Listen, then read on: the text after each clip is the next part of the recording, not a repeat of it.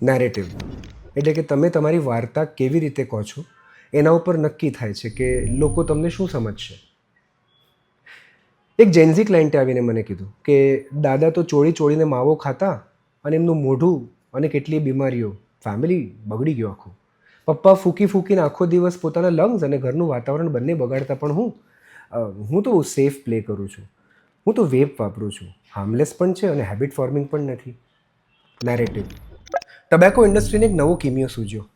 Vote if ટબેકો industry તમને offer કરી રહી છે કે તમે સિગરેટ ક્વિટ કરી શકો છો, જેના માટે અમે એક ડિવાઇસ બનાવ્યું છે અને આનું નામ પાડ્યું વેપ.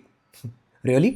આ ટોબેકો ક્વિટ કરવા માટેનું ડિવાઇસ નહોતું, પણ આ સિગરેટનું એક રીબ્રાન્ડિંગ હતું. એક સિગરેટ જે 1 થી 2 કે 3 મિલીગ્રામ સુધીનું નિકોટિન એક સિગરેટમાં ડિલિવર કરતી હોય છે, એની સામે વેપ પોતાના પફ્સમાં 1 થી 5 મિલીગ્રામ સુધીનું નિકોટિન ડિલિવર કરી શકે છે.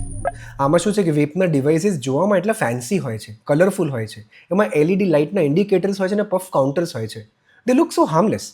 જ્યારે કે આની સામે જો નીડલ, સિરિંજ અને રોલિંગ પેપર જુઓ તો જોઈને જ લાગે કે આ તો ભંડ કે વ્યસની માણસનું કામ છે. ટોબેકો ઇન્ડસ્ટ્રીનો નેરેટિવ કે વેપ હાર્મલેસ છે, એને આગળ વધારવા માટે સોશિયલ મીડિયાનો ઉપયોગ કરવામાં આવ્યો, ઇન્ફ્લુએન્સર્સને વાપરવામાં આવ્યા, મૂવીઝમાં અને અલગ અલગ વેબ સિરીઝમાં વેપ કઈ રીતે કોઈપણ વ્યક્તિ ગમે ત્યારે વાપરે બતાડવામાં આવ્યું અને યંગસ્ટર્સના મગજમાં નેરેટિવ ફિટ કરવામાં આવ્યો કે વેપ ઇઝ નોટ હાર્મફુલ, પણ વેપ તો કૂલ છે, આ એક વાઇબ છે. વેપ તો એક કલ્ચર થતું ગયું.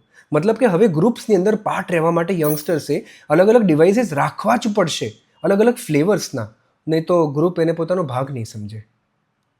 પણ આ નિકોટિન એ જ છે જે તમારા ફેફસા, હાર્ટ અને તમારા બોડીને નુકસાન પહોંચાડે છે. નેરેટિવ માનવા જાઓ તો દુશ્મન દેશ એમ જ માની રહ્યું છે કે વોર તો એ લોકો જીત્યા હતા. આઈ થિંક ઇટ્સ ટાઈમ કે જેન ઝી વિચારી લે કે નિકોટિન અને વેપ સામે ઓપરેશન ક્યારે કરવું છે.